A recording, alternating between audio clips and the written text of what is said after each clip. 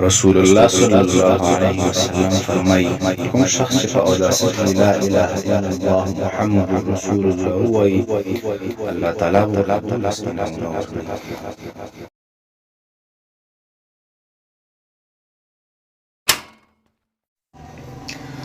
له دنیا څخه مسلمان ولاړ شي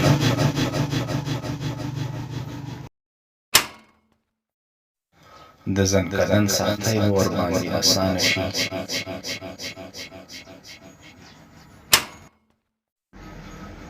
قبر به یې روښانه شي.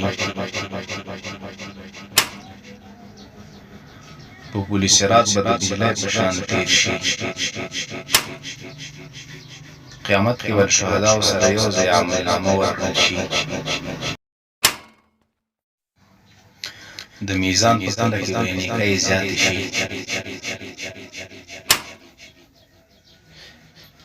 نکیر او منکر به دغه شخص ته په ښه صورت کې راشي. الله تعالی به د دغه شخص جسم د دوزخ په اور حرام کړي. په جنت کې به شراب طهور ورکړل شي.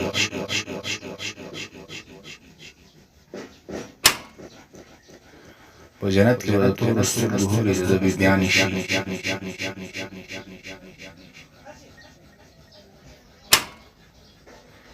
د رسول الله صلی الله علیه وسلم شفاعت به یې په نصیب شي.